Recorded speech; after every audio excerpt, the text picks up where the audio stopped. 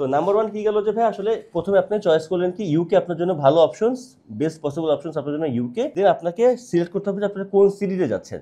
আসলে ভাই লন্ডনে কিন্তু সেন্টার পয়েন্ট না, তো কম দামি ইউনিভার্সিটিতে হয়তো আপনার যাচ্ছেন, জাস্ট যাওয়ার জন্যই যাচ্ছেন। এইসব সিটিতে যদি আপনি পড়াশোনা করেন পাশাপাশি যদি আপনি জবও করেন, তো দুটারই একটা কম্বিনেশন ভালো থাকে। ভাই 2024-25-এ এসে আসলে কম্পিউটার সায়েন্স অনেক ব্যাকগ্রেডের সাবজেক্ট। সো এইভাবে আপনি আসলে আপনার প্রস্তুতি নিতে হবে ভাই। আসলে সফলতার কোনো শর্টকাট নেই, আমি আবারও বলছি ভাই।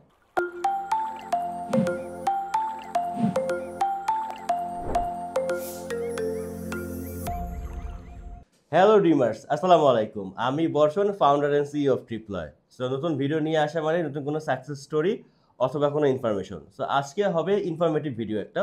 অনেকেরই রিকোয়েস্ট ছিল যে ভাই আসলে স্টেপ বাই স্টেপ ইউকের ফুল প্রসেসিংটা আসলে যদি আমাদের সাথে শেয়ার করতেন তাহলে আমরা অনেক বেশি ইনফরমেটিভ ভিডিও যেহেতু আপনাদের কাছে পাচ্ছি, সো আরো কিছু ইনফরমেশন পেতাম। So thank you so much আপনাদের এই ধরনের কমেন্ট। আসলে আমি অনেক বেশি মোটিভেটেড হই যে আপনারা আমাদের কাছ থেকে আসলে অনেক ইনফরমেশন জানতে চান বা আমাদের ইনফরমেশন আপনার ডিসিশন মেকিং এর ক্ষেত্রে কিছুটা হলেও ভ্যালু অ্যাড করে। সো এই কমেন্টগুলি পাওয়ার পরে আসলে চিন্তা করলাম যে আমি আমার টিমের সাথে কথা বললাম যে আরো কিভাবে ইনফরমেটিভ ভিডিও বানানো যায়, কারণ প্রিভিয়াসলি আমি ইউকে নিয়ে অনেক ইনফরমেটিভ ভিডিও বানানোর চেষ্টা করেছি এবং আলহামদুলিল্লাহ সেই ভিডিওগুলো আপনাদের জন্য কিছুটা হলেও ডিসিশন নিতে, যেমন ইউকে ভিআর ইন্টারভিউর ব্যাপারে আমি একটা ভিডিও তৈরি করেছিলাম, সেক্ষেত্রে আমি খুব ভালো একটা ফিডব্যাক পেয়েছি আপনাদের কাছ থেকে।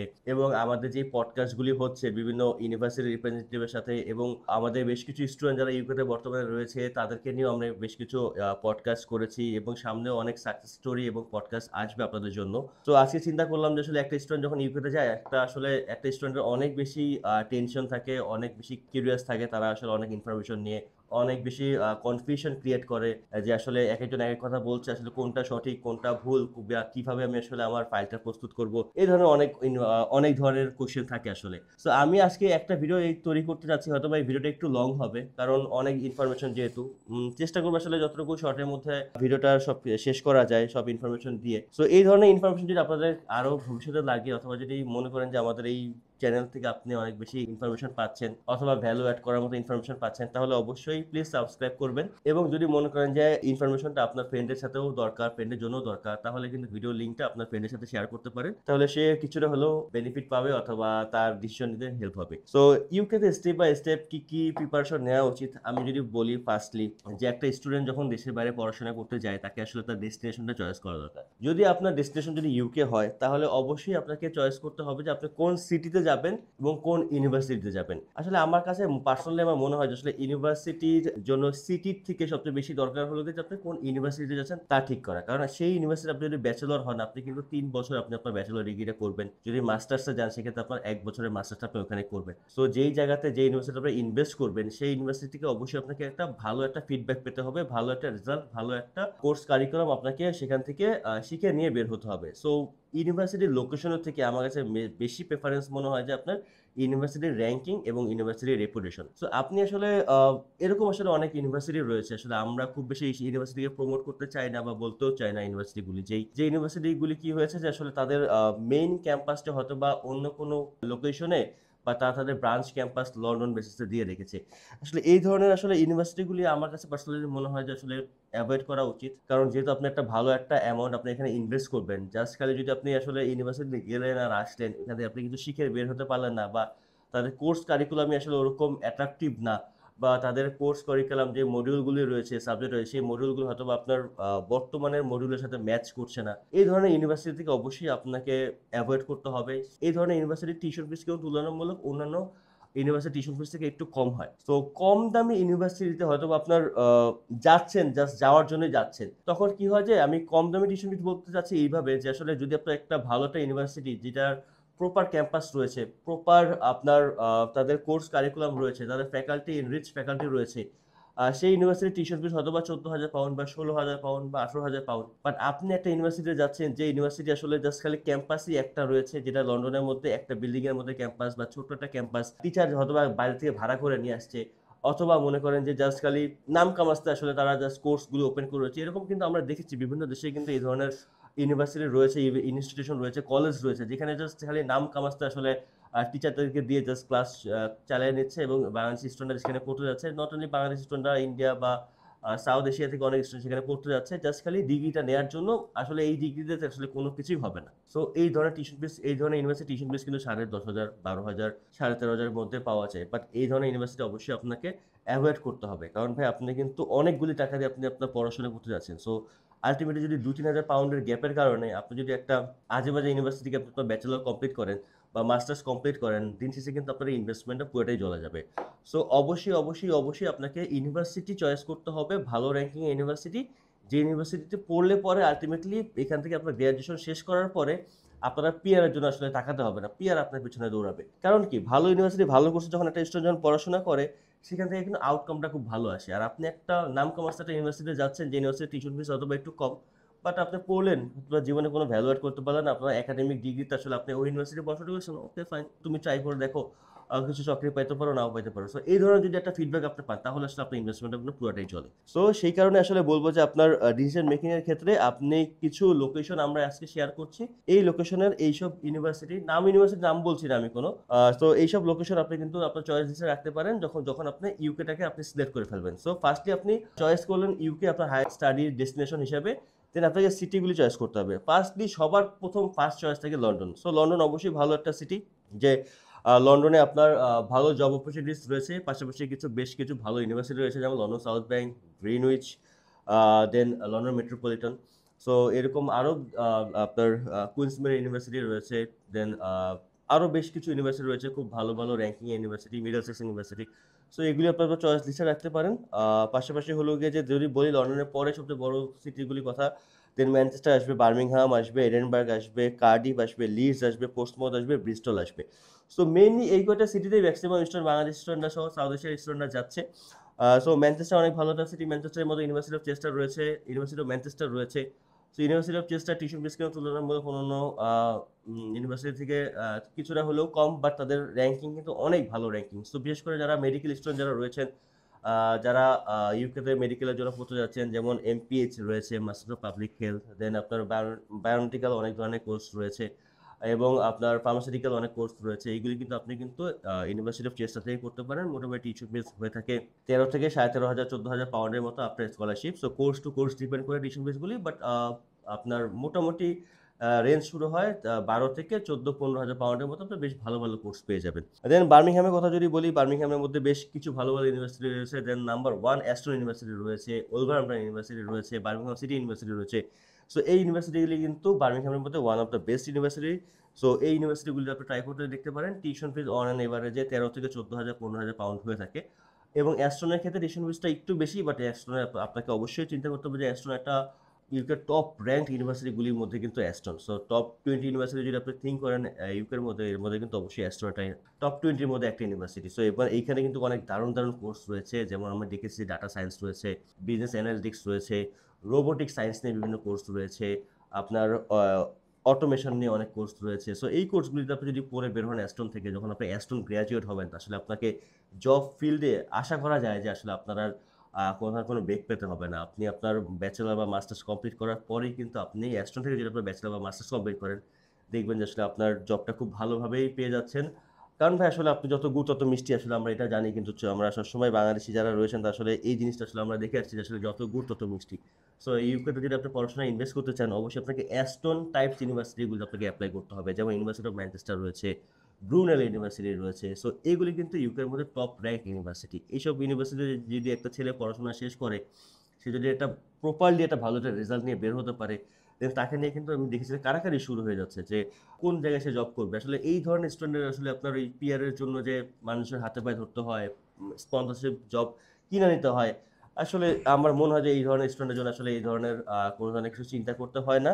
কারণ তার একটা ভালো একটা ইউনিভার্সিটিতে ভালো একটা ডিগ্রি, ভালো একটা সাবজেক্ট নিয়ে আপনি পড়ে বের হবেন, তাহলে কিন্তু আপনি বলা যায় যে আশা করা যায় যে আপনি একটা ভালো একটা পোর্টফোলিও নিজেকে তৈরি করতে পারছেন। পোর্টফোলিও হিসেবে আপনার পোর্টফোলিওটা ভারী হচ্ছে যখন আপনার একটা ব্যাচেলরের ডিগ্রি বা মাস্টার্সের ডিগ্রি ভালো ইউনিভার্সিটির ভালো লোকেশন থেকে ভালো রেজাল্ট নিয়ে আপনি বের হতে পারছেন। দেন ইডেনবার্গে বেশ কিছু ইউনিভার্সিটি রয়েছে। কার্ডিফের মধ্যে কিন্তু অলওয়েজ আমরা সবসময় বলি কার্ডিফ মেট্রোপলিটন একটা ভালো university. One of the best university কিন্তু ইউনিভার্সিটি অফ সাউথ ওয়েলস আমরা দেখতে পাচ্ছি। পারি যে ইউনিভার্সিটি অফ সাউথ ওয়েলসে কিন্তু আসলে এত নমিনাল বাজেটের মধ্যে এত সুন্দর সুন্দর কোর্স কিন্তু university of South Wales offer করছে, যে যেখানে কিন্তু আপনি অ্যারোনটিক্যাল ইঞ্জিনিয়ারিং পাচ্ছেন ব্যাচেলরের ক্ষেত্রে মাত্র আফটার স্কলারশিপ 12,500 পাউন্ডে কিন্তু অ্যারোনটিক্যাল ইঞ্জিনিয়ারিং করা যায়। এমপিএইচ রয়েছে, ডেটা সায়েন্সের কোর্স রয়েছে, দেন লয়ের বিভিন্ন ধরনের কোর্স রয়েছে, এলএলবি রয়েছে, এলএলএম রয়েছে। সো আসলে হিউজ নাম্বার অফ কোর্স রয়েছে কিন্তু সেপ্টেম্বর ইন্টেকে ইউনিভার্সিটি অফ সাউথ ওয়েলসে। তো সাউথ ওয়েলস একটা ভালো একটা অপশন। লিডস ব্র্যাকেট কিন্তু আমরা সামনে কিন্তু একটা পডকাস্ট আমরা রিলিজ করব যে লিডস ব্র্যাকেট ইউনিভার্সিটি নিয়ে। লিডস ব্র্যাকেট ইউনিভার্সিটি কিন্তু খুব চমৎকার একটা ইউনিভার্সিটি, যেটা লিডসে অবস্থিত। এবং পোর্টসমাউথ কিন্তু ইউনিভার্সিটি পোর্টসমাউথ কিন্তু খুব চমৎকার একটা ইউনিভার্সিটি, দেখেছি যে আসলে এটা গোল্ড রেটেড একটা ইউনিভার্সিটি। এবং পোর্টসমাউথের পাশেই কিন্তু সাউদাম্পটন সিটি, সো সাউদাম্পটনের মধ্যেও কিন্তু ভালো ভালো ইউনিভার্সিটি পাওয়া যাচ্ছে। এবং ব্রিস্টল, যারা ওয়েলস আর ইংল্যান্ডের মাঝখানে আসলে যারা থাকে, তারা আসলে ব্রিস্টলটাকে আসলে প্রেফার করে, যে আসলে ব্রিস্টলে কিন্তু আসলে বাঙালি কমিউনিটিও খুব ভালো একটা বাঙালি কমিউনিটি রয়েছে। লন্ডনের খুব কাছে ব্রিস্টল। সো এই কটা সিটি যদি আপনারা যদি চিন্তা করেন, এসব সিটির মধ্যে আসলে দেখবেন যে ফাইন্যান্সিয়াল বিভিন্ন জব পাওয়া যাচ্ছে, কোর্স রয়েছে সেসব জায়গাতেই। আসলে এই সিটিগুলি বলার কারণ হলো যে এইটা, যে এইসব সিটিতে যদি আপনি পড়াশোনা করেন, পাশাপাশি যদি আপনি জবও করেন, তো দুটারই একটা কম্বিনেশন ভালো থাকে। যে আসলে আপনাকে এরকম না যে একটা সিটিতে আপনি থাকবেন আর একটা সিটিতে গিয়ে আপনি জব করবেন, এটা আসলে আপনার জন্য অনেক বেশি হ্যাসেল হয়ে যায়। সো অবশ্যই আপনাকে সিটি চয়েস করার সময় যে সিটিতে আসলে আপনার জব অপরচুনিটিসে ভালো রয়েছে, পাশাপাশি আপনার এখানে ভালো ইউনিভার্সিটি রয়েছে, সেসব সিটি আপনাকে চয়েস করতে হবে। এবং আমি লাস্টে আবার একটু মনে করে দিচ্ছি যে আসলে ভাই লন্ডনে কিন্তু সেন্টার পয়েন্ট না আপনার জন্য, কারণ লন্ডনে অনেক ভালো ভালো ইউনিভার্সিটি রয়েছে। পাশাপাশি কিন্তু লন্ডনের লিভিং এক্সপেন্সটা কিন্তু তুলনামূলকভাবে একটু বেশি হয় অন্যান্য সিটি থেকে। সো লন্ডনকে আপনি আপনার চয়েসে অবশ্যই রাখবেন। পাশাপাশি কিন্তু এইসব যে সিটিগুলির কথা বললাম, এই সিটিগুলি আপনি আপনার চয়েস ডেস্টিনেশন হিসেবে রাখতে পারেন। সো নাম্বার ওয়ান কি গেল যে ভাই আসলে প্রথমে আপনি চয়েস করলেন কি ইউকে আপনার জন্য ভালো অপশনস, বেস্ট পসিবল অপশনস আপনার জন্য ইউকে।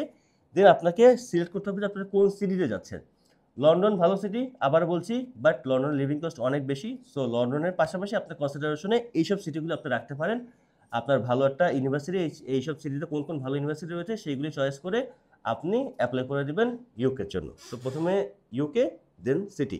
তারপর যদি বলি যে আসলে ওভারঅল কস্ট, দেন বলবো যে আসলে বেসিক কিছু ইনফরমেশন দিচ্ছি আর কি। এর মধ্যে কস্ট রয়েছে, ওভারঅল রিসার্চ রয়েছে। যদি আমি বলি আসলে কস্টগুলি কেমন হয়ে থাকে ইউনিভার্সিটিগুলিতে, মোটামুটি আসলে ইউকের ইউনিভার্সিটিগুলি যদি ভালো র্যাঙ্কের ইউনিভার্সিটিগুলি চাই, ব্যাচেলরের ক্ষেত্রে মোটামুটি আপনার 12,500 পাউন্ড থেকে শুরু হচ্ছে। মিনিমাম ভাই 12,500 পাউন্ড থেকে শুরু করেন, কারণ এর নিচে যেসব ইউনিভার্সিটি রয়েছে, এর নিচে খুব বেশি যে ইউনিভার্সিটি রয়েছে এরকম না। তো 12,500 পাউন্ডে যে ইউনিভার্সিটিগুলো রয়েছে, ইউনিভার্সিটিগুলি থেকে আপনি অ্যাপ্লাই করা শুরু করবেন ব্যাচেলরের জন্য। এবং মাস্টার্সের ক্ষেত্রে 13,500-14,000 পাউন্ড থেকে নর্মালি ভালো ভালো ইউনিভার্সিটিগুলি শুরু করে। সো যত টিউশন ফিস বেশি, তত দেখবেন যে ইউনিভার্সিটির র্যাঙ্কিংটাও খুব ভালো। সো অবশ্যই সেক্ষেত্রে যদি 2-3 হাজার পাউন্ড যদি বাড়িয়ে যদি ভালো করে ইউনিভার্সিটি অ্যাপ্লাই করা যায়, সেক্ষেত্রে অবশ্যই ভালো ইউনিভার্সিটিতে অ্যাপ্লাই করা উচিত। আপনি র্যাঙ্কিং দেখেন, আপনার কোর্স ডিউরেশন দেখেন, কোর্সের মডিউলগুলি দেখেন যে কোন ইউনিভার্সিটি আপনার কোর্স মডিউলটা খুব সুন্দর, কোন ইউনিভার্সিটি আসলে আপনার খুব ভালো ভালো কোর্স রয়েছে।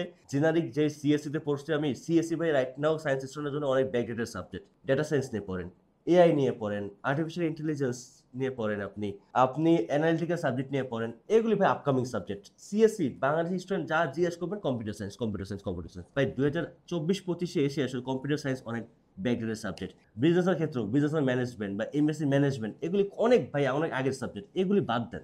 এগুলি দিন আস্তে আস্তে শেষ। বিজনেসে পড়তে যাচ্ছেন, বিজনেস স্টুডেন্ট বিজনেস অ্যানালিটিক্স নিয়ে পড়েন, লজিস্টিক্স অ্যান্ড সাপ্লাই চেইন নিয়ে পড়েন, এগুলি ভাই আপকামিং সাবজেক্ট। অ্যাকাউন্টিং এর ক্ষেত্রে ফরেন্সিক অ্যাকাউন্টিং নিয়ে পড়েন, অডিট নিয়ে পড়েন, এগুলি নিয়ে পড়েন ভাই। এগুলিতে পড়লে ভাই কিছুটা হলেও ক্যারিয়ার বলতে পারবেন। বিজনেস অ্যান্ড ম্যানেজমেন্ট অনেক ওল্ড সাবজেক্ট, সিএসসি অনেক ওল্ড সাবজেক্ট। সায়েন্সের স্টুডেন্ট এআই নিয়ে পড়েন, সাইবার সিকিউরিটি নিয়ে পড়েন, আর্টিফিশিয়াল ইন্টেলিজেন্স নিয়ে পড়েন, যেটাই এআই যেটা সব পূর্ণরূপ আর্টিফিশিয়াল ইন্টেলিজেন্স। দেন আপনি এনার্জি কার্ড নিয়ে পড়েন, আপনার অটোমোবাইল ইন্ডাস্ট্রি নিয়ে পড়াশোনা করেন, এগুলি আপকামিং সাবজেক্ট। এগুলিতে পড়লে পর কি হবে, আপনার পিআরের জন্য দৌড়াতে হবে না, কারণ আপনি নট অনলি ইউকেতে যে আপনাকে জব পেতে হবে এরকম না। আপনি যদি আপনার ব্যাচেলর মাস্টার্স কমপ্লিট করার পর যদি আপনি ইউরোপিয়ান ইউনিয়নের কান্ট্রিগুলোতে যদি আপনি যান, সেক্ষেত্রে গিয়ে দেখবেন যে আপনার এইসব সাবজেক্টে ভালো একটা ডিমান্ড পাওয়া যাচ্ছে। বললাম আসলে মোটামুটি টিউশন ফিসগুলি কেমন হয়, কোর্স ডিউরেশনগুলি কেমন হয়। সো আসলে যদি আমি বলি ইউকেতে ইনটেক কয়টা হয়ে থাকে, ইউকেতে ইনটেক হয় মোটামুটি 3টা ইনটেক। যদি আমি বলি কিছু কিছু ইউনিভার্সিটি রয়েছে ভাই 12 মাস ইনটেক থাকে, ওইসব ইউনিভার্সিটিতে যায় না, কারণ কি তারা স্টুডেন্ট পায় না ঠিক মতো, যেন 12 মাসই তারা ইনটেক দিয়ে রাখছে। আপনি দেখেন যে নর্মালি আপনার ইউকেতে বলে বা আমি যদি ওয়েস্টার্ন কান্ট্রিগুলিতে বলি, মেনলি তাদের ইনটেক শুরু হয় সেপ্টেম্বর ইনটেক, সবচেয়ে বড় ইনটেক। সব ইউনিভার্সিটি সব কোর্স ওপেন থাকে। সো সেপ্টেম্বর ইনটেকের একটা সমস্যা রয়েছে কি, সেপ্টেম্বর ইনটেক আসলে স্টুডেন্টের সংখ্যা অনেক বেশি হয়ে যায়। দ্যাটস ওয়াই আসলে তাদের যে ক্যাপ থাকে, যে কোটা থাকে, সেই কোটাটা লাস্টের দিকে যারা এপ্লাই করে তারা আসলে মিস করে ফেলে। সো যেহেতু সেপ্টেম্বর ইনটেক অনেক বড়টা ইনটেক, সো সেপ্টেম্বর ইনটেকে অবশ্যই আপনারা অ্যাপ্লাই করবেন, বাট অনেক আগে আগে অ্যাপ্লাই করতে হবে, কারণ আমরা জানি যে সেপ্টেম্বর ইনটেকের অ্যাপ্লিকেন্টের সংখ্যা অনেক বেশি থাকে। অ্যাপ্লিকেন্টের সংখ্যা যখন বেশি থাকে তখন কিন্তু হয় কি যে লাস্ট সময় প্রত্যেকটা ইউনিভার্সিটি একটা ক্যাশ লেটার যেটা ইস্যু করে, সিএএস ক্যাশ লেটার আসলে যেটা তারা ইস্যু করে সেটা কিন্তু একটা লিমিটেড থাকে। সো প্রত্যেকটা ইউনিভার্সিটি তার ইমিগ্রেশন থেকে ক্যাশ নাম্বার তারা ইস্যু করে নিয়ে আসে, যে একটা ইউনিভার্সিটি তারা এই সেপ্টেম্বর ইনটেকে হয়তো বা তারা 300 ক্যাশ ইস্যু করবে বা 300 ক্যাশ পেয়েছে তারা ইউকে থেকে। প্রথম 200 ক্যাশ কিন্তু খুব কুইকলি তারা ইউনিভার্সিটি অ্যাপ্লিকেশন থেকে শুরু করে ভিসা প্রসেসিং এবং ভিসা পর্যন্ত খুব কুইকলি তারা 200 ক্যাশ যেটা রয়েছে সেটা কিন্তু তারা পেয়ে যাচ্ছে। বাট লাস্টের দিকে যখন 100 ক্যাশ রয়ে যায় এবং সেখানে যদি অনেক বেশি অ্যাপ্লিকেন্ট থেকে যায়, তখন কি হয় যে ইন্টারভিউ নিয়ে বা আপনার ওই কোয়ালিটি ফাইল যেটা তাদেরকে আসলে প্রায়োরিটি লিস্টে রেখে তারাই ভিসা পাচ্ছে, এবং যারা লাস্টের দিকে অ্যাপ্লাই করছে তারা ভিসা পাচ্ছে না বা ডিফার হয়ে যাচ্ছে। সো অবশ্যই সেপ্টেম্বর থেকে যদি আপনি অ্যাপ্লাই করেন, হাতে সময় নিয়ে অ্যাপ্লাই করবেন এবং তাড়াতাড়ি অ্যাপ্লাই করার চেষ্টা করবেন। দেন কখন অ্যাপ্লাই করা উচিত? অবশ্যই যদি সেপ্টেম্বর থেকে অ্যাপ্লাই করেন, আপনাকে কাজ শুরু করতে হবে জানুয়ারি, ফেব্রুয়ারি, ম্যাক্সিমাম মার্চ মাস থেকে। এবং আমরা ম্যাক্সিমাম ইউনিভার্সিটি কিন্তু এপ্রিল, মে থেকে কিন্তু তারা ক্যাশ লেটার ইস্যু করে দিচ্ছে। সো আপনি যদি ফেব্রুয়ারিতে অ্যাপ্লাই করেন, অফার লেটার নিয়ে নিলেন, ডিপোজিট করে ফেলেন, প্রিক্যাশ ইন্টারভিউ ক্লিয়ার করে ফেললেন, দেন ইউনিভার্সিটি থেকে ক্যাশ লেটার পেয়ে গেলেন। ক্যাশ লেটার পাওয়ার পর আপনি মের মধ্যে বা জুনের মধ্যে আপনি ইউকে ভিআই বা ভিএফএস এ সাবমিট করে ফেললেন। আপনার যদি ইন্টারভিউ হয়ও, দেন কিন্তু আপনি একটা লং একটা সময় পাচ্ছেন যে ইন্টারভিউ ধরার জন্য। সো অবশ্যই হাতে সময় নিয়ে অ্যাপ্লাই করবেন। জানুয়ারি ইন্টারভিউর জন্য যদি অ্যাপ্লাই করেন, অবশ্যই আপনার অগাস্ট সেপ্টেম্বরের মধ্যে আপনাকে অ্যাপ্লিকেশন শেষ করে ফেলতে হবে। যদি মে ইনটেকে অ্যাপ্লাই করেন, অবশ্যই ডিসেম্বর জানুয়ারির মধ্যে আপনি আপনার অ্যাপ্লিকেশন শেষ করে ফেলবেন। সো যেহেতু আজকে আমি ভিডিওটা পাবলিশ করছি, এখন হয়তোবা মে ইনটেকে রয়েছে, মে ইনটেকে অনেক বেশি ইউনিভার্সিটি রয়েছে, এরকম না, সিলেক্টেড কিছু ইউনিভার্সিটি রয়েছে, যেমন ওলভারহ্যাম্পটন খুব ভালো একটা ইউনিভার্সিটি, এটা আপনি অ্যাপ্লাই করতে পারবেন। ইউনিভার্সিটি অফ চেস্টারে আপনি অ্যাপ্লাই করতে পারছেন। ইউনিভার্সিটি অফ পোর্টসমাউথ রয়েছে, এখানে আপনি অ্যাপ্লাই করতে পারবেন, এদের কিন্তু মেইন টেক রয়েছে। এছাড়া লন্ডন মেট্রোপলিটনে কিন্তু মেইন টেক রয়েছে, আরও বেশ কিছু ইউনিভার্সিটিতে কিন্তু মেইন টেক রয়েছে। সো এইসব ইউনিভার্সিটি আপনি অ্যাপ্লাই করতে পারেন মেইন টেকের জন্য, এবং ডিসেম্বর এবং জানুয়ারির মধ্যে আপনাকে অ্যাপ্লিকেশনটা শেষ করলে পর আপনার প্রস্তুতিটা খুব স্মুথ হবে। দেন অ্যাপ্লিকেশন ফিস, যদি আমি অ্যাপ্লিকেশন ফির কথা বলি, আসলে অন্যান্য কান্ট্রি যেমন ইউরোপিয়ান কান্ট্রিগুলিতে মোটামুটি 50 ইউরো, 100 ইউরো, 150 ইউরো, 200 ইউরো পর্যন্ত হয়ে থাকে। ইউএসএতে অনেকগুলো ইউনিভার্সিটিতে আপনার $50, $30, $70 পর্যন্ত আপনার ইউনিভার্সিটি অ্যাপ্লিকেশন ফি রয়েছে। বাট ইউকে একটা কান্ট্রি, যে কান্ট্রিতে কিন্তু কোনো ধরনের কোনো অ্যাপ্লিকেশন ফিস নেই, বাট এর জন্য কিন্তু আপনারা অবশ্যই আপনার এজেন্সি, যে এজেন্সির মাধ্যমে কাজ করছেন, তাকে আসলে অ্যাপ্লিকেশন ফি নাই দেখে যে তাকে আপনি অযথা আপনি তার কাছ থেকে অফার লেটার নেবেন, এটা আসলে ঠিক না। সো আসলে যারা অফার লেটার নিচ্ছেন, অবশ্যই আপনি যদি সাপোজ আপনি একটা ইউনিভার্সিটিতে যাবেন, আপনার তার জন্য 2টা ইউনিভার্সিটি অ্যাপ্লাই করে রাখেন, কারণ যেহেতু আপনার অ্যাপ্লিকেশন ফিস নেই, সো আপনার 3টা ইউনিভার্সিটিতে অ্যাপ্লাই করাই ভালো। বাট আপনি 5টা 7টা ইউনিভার্সিটি অ্যাপ্লাই করেন, বাট আপনি তো 5-7টা ইউনিভার্সিটি যাবেন না, আপনি যাবেন একটা ইউনিভার্সিটি। সো আপনি 5টা 7টা আপনার শর্ট লিস্ট থেকে আপনি দেখেন, নিজেই আপনি চয়েস করে দেখেন, রিসার্চ করে দেখেন কোন ইউনিভার্সিটি আপনার জন্য ভালো। সো এরকম আপনি 3টা ইউনিভার্সিটি অ্যাপ্লাই করেন, অ্যাপ্লাই করার পর উইদিন শর্ট টাইমের মধ্যে যখন অফার লেটার চলে আসে, মোটামুটি অফার লেটার আসতে আমরা 15 to 20 ওয়ার্কিং ডেজের কথা বলি, বাট উইদিন 10 ওয়ার্কিং ডেজের মধ্যে ম্যাক্সিমাম টাইম অফার লেটার চলে আসে। অফার লেটার আসার পরে আপনার ইউনিভার্সিটির যেই পেমেন্ট পলিসি বা ইন্টারভিউ যে পলিসি রয়েছে সেভাবে আপনার এগিয়ে যাবে। অনেক সময় হয় কি যে ভাই আসলে জিনিসটা অন্যভাবে নিয়েন না। আপনারা অনেকেই এপ্লাই করেন, হয়তোবা আপনি জানেন না যে আসলে আপনি শিওর না যে আপনি যেতে পারবেন কিনা ইনটেকে, বা আপনার ফাইন্যান্সিয়াল অ্যাবিলিটি হয়তোবা এখন গুছানো নেই, হয়তোবা আপনার ফ্যামিলি থেকে আপনার পারমিশন নেই এখন যাওয়ার জন্য, বাট তারপর আপনি 5টা 6টা ইউনিভার্সিটি আপনি অ্যাপ্লাই করেছেন আপনার এজেন্সির মাধ্যমে। তখন কি হয় যে আসলে যখন 5টা 6টা ইউনিভার্সিটি একটা স্টুডেন্ট অ্যাপ্লাই করার পর যখন হঠাৎ করে বলে যে আসলে আমি ভাই যাবো না, আমার বাসা থেকে প্রবলেম বা এই প্রবলেম ওই প্রবলেম, আসলে তখন আসলে একটু খারাপ লাগে যে আসলে যেহেতু অনেক ম্যাক্সিমাম এজেন্সি আসলে ইউকের ক্ষেত্রে সার্ভিস চার্জ নেয় না, তখন একটা স্টুডেন্ট যখন অফার লেটার পেয়ে সে সামনের দিকে প্রোগ্রেস করে না, তখন আসলে কি হয় যে আসলে আমাদের মতো এজেন্সি যারা রয়েছে তারা আসলে একটু মানে কি বলে একটু মন খারাপ করে, বা আসলে একটু আসলে জিনিসটা আনপ্রফেশনাল কাজ, যে আপনি যখন অ্যাপ্লাই করেছেন তখন অবশ্যই যাওয়ার জন্য আপনি অ্যাপ্লাই করেছেন এবং এজেন্সি থেকে আপনি অফার লেটারও নিয়েছেন যাওয়ার জন্য, হঠাৎ করে যদি বলেন যে আপনি যাবো না, তখন কি হয় ইউনিভার্সিটি থেকে কিন্তু এজেন্সির উপর একটা চাপ আসে যে তুমি তোমার স্টুডেন্ট এতগুলো অফার লেটার নিলো বা অফার লেটার নিলো, কেন সে পেমেন্ট করছে না, কেন সে আগাবে না। যদি আপনার যদি কোনো বড় ধরনের যদি মেজর প্রবলেম না থাকে, তাহলে অবশ্যই বলবো যে অ্যাপ্লাই করার পরে অফার লেটার আসার পরে আপনাকে প্রোগ্রেস করার জন্য। তা না হলে পরে আসলে আপনার প্রতি এটা এজেন্সিরও একটা খারাপ লাগা কাজ করে, এবং আসলে আপনার মাঝখানে সময় নষ্ট হয়, এজেন্সির মাঝখানে সময়টা নষ্ট হয়। দেন কোর্স ডিউরেশন, ব্যাচেলারের ক্ষেত্রে ইউকেতে নর্মালি আপনার 3 ইয়ার্সের ব্যাচেলার ডিগ্রি হয়ে থাকে, কিছু কিছু কোর্সে আপনার প্লেসমেন্ট ইয়ার থাকে তখন 3.5 বছর বা 4 বছর হয়ে যায়, বাট ম্যাক্সিমাম ক্ষেত্রে কিন্তু 3 বছরের আপনার কোর্স ডিউরেশন হয়ে থাকে। মাস্টার্সের ক্ষেত্রে নর্মালি 1 বছরের মাস্টার্স, যেটা কিন্তু অন্যান্য কান্ট্রিতে কিন্তু 2 বছরের মাস্টার্স হয়। সেক্ষেত্রে ইউকে অলওয়েজ বেস্ট অপশন, কারণ কি আপনার 50% কস্ট আপনি এখানেই কমিয়ে ফেলতে পারছেন। যদি আপনি এই কস্টিং অস্ট্রেলিয়া কনসিডারেশনে রাখতেন, বা কানাডা যদি কনসিডারেশনে রাখতেন বা ইউএসএ যদি কনসিডারেশনে রাখতেন, কিন্তু সব জায়গাতে কিন্তু মাস্টার্সটা ম্যাক্সিমাম ইউনিভার্সিটি 2 বছরের, বাট ইউকেতে কিন্তু ম্যাক্সিমাম ইউনিভার্সিটিতে মাস্টার্সটা 1 বছরের। সো সেক্ষেত্রে কিন্তু আপনার অর্ধেক কস্টিং কিন্তু এখানে কমে যাচ্ছে। কিছু কিছু কোর্স রয়েছে যেমন ইউনিভার্সিটি অফ সাউথ ওয়েলসে এমবিএ গ্লোবাল রয়েছে, যেখানে কিন্তু আপনার প্লেসমেন্ট সহ মোটামুটি 18 মাস থেকে 20 মাসের কোর্স ডিউরেশন হয়ে থাকে। সো এটা একটা ভালো একটা অপশনস। যদি প্লেসমেন্ট সহ থাকে সেক্ষেত্রে আপনাকে 1.5 বছরের মতো আপনার কোর্স ডিউরেশন হয়ে থাকে। দেন স্কলারশিপ এবং কতটুকু পেমেন্ট করতে হয়, ইউনিভার্সিটি আপনাকে ডিপেন্ড করে যে তাদের স্কলারশিপটা কত হয়। সো কিছু কিছু ইউনিভার্সিটি রয়েছে 1000 পাউন্ড স্কলারশিপ দেয়, কেউ 500 পাউন্ড আর্লি বার্ড স্কলারশিপ দেয়। যেমন আর্লি বার্ড যে ইবি স্কলারশিপ বলে আর কি, সেটা হলো যে আর্লি বার্ড ডিসকাউন্ট বলতে কি বোঝাচ্ছে, যে একটা ইউনিভার্সিটি হয়তো তাদের একটা টাইম পিরিয়ড দিয়ে দিচ্ছে যে হ্যাঁ সেপ্টেম্বর ইনটেকের জন্য যারা মে মাসের 30 তারিখের মধ্যে যারা পেমেন্ট করবে তাদেরকে আমরা এডিশনালি 2000 পাউন্ড বা 1000 পাউন্ড স্কলারশিপ দেবো। সো টিউশন ফিস এবং স্কলারশিপ, আচ্ছা ম্যাক্সিমাম ইউনিভার্সিটি আসলে নর্মালি 500 থেকে 1000 পাউন্ড তারা ফিক্সড স্কলারশিপ দিয়ে থাকে, সেটা আপ টু 5000 পাউন্ড পর্যন্ত স্কলারশিপ হয়ে থাকে। এবং এখানে আরেকটা স্কলারশিপ বা আরেকটা ডিসকাউন্ট রয়েছে যেটাকে বলে আর্লি বার্ড ডিসকাউন্ট। সো একটা স্টুডেন্ট যখন মনে করেন যে ইউকেতে অ্যাপ্লাই করে বিভিন্ন ইউনিভার্সিটিতে, একটা টাইম পিরিয়ড ইউনিভার্সিটিগুলো দিয়ে দেয় যে তুমি যদি সাপোজ সেপ্টেম্বর ইন্টেকের জন্য যদি অ্যাপ্লাই করো, সেক্ষেত্রে মে মাসের মধ্যে তুমি যদি পেমেন্ট করে ফেলো তাহলে তুমি 1000 পাউন্ড বা 500 পাউন্ড একটা আর্লি বার্ড স্কলারশিপ পাবে। সো আর্লি বার্ড স্কলারশিপ আপনারা নেওয়ার চেষ্টা করবেন, তাহলে কি হয় যে আপনার যে স্কলারশিপ ফিক্স একটা স্কলারশিপ রয়েছে 2000 পাউন্ড বা 2500 পাউন্ড বা 3000 পাউন্ড, ওর সাথে কিন্তু আরও 500 বা 1000 পাউন্ড আপনি এডিশনাল স্কলারশিপ পাচ্ছেন। এবং ক্যাশ ডিপোজিট, কিছু কিছু ম্যাক্সিমাম ইউনিভার্সিটি কিন্তু 50% ক্যাশ ডিপোজিট হয়ে থাকে। অল্প কিছু ইউনিভার্সিটি রয়েছে যারা 4000 পাউন্ড ক্যাশ ডিপোজিট নিচ্ছে বা 5000 পাউন্ড ক্যাশ ডিপোজিট নিচ্ছে। মোটামুটি আপনার 25 থেকে 30% বা 40% পর্যন্ত তারা হলো গিয়ে ক্যাশ ডিপোজিট নেয় কিছু কিছু ইউনিভার্সিটি, বাট ম্যাক্সিমাম ইউনিভার্সিটি 50% তারা ক্যাশ ডিপোজিট নেয়। ক্যাশ ডিপোজিট কি, যেই ডিপোজিটটা করলে পর আপনাকে ইউনিভার্সিটি আপনাকে ক্যাশ লেটার ইস্যু করে দিবে। ধরে রাখেন আপনার 50% টিউশন ফিস পেমেন্ট করলে পরে আপনি ক্যাশ লেটার পেয়ে যাচ্ছেন। আবার কিছু ইউনিভার্সিটি থাকে যে হ্যাঁ ক্যাশ লেটার তোমাকে দিচ্ছি 50% পেমেন্ট করার পরে, বাট তোমাকে এনরোলমেন্টের আগে 75% তোমাকে পেমেন্ট করতে হবে। সো আপনি আপনার বাজেটটা গুছিয়ে রাখবেন, ইউনিভার্সিটির সাথে কথা বলে রাখবেন যে তাদের টাইম পিরিয়ডটা কি হয়ে থাকে। নর্মালি ম্যাক্সিমাম ইউনিভার্সিটিগুলি 50% ডিপোজিট করার পর তাকে ক্যাশ লেটার দিয়ে দিচ্ছে এবং আপনার এনরোলমেন্টটা কমপ্লিট হয়ে যায়।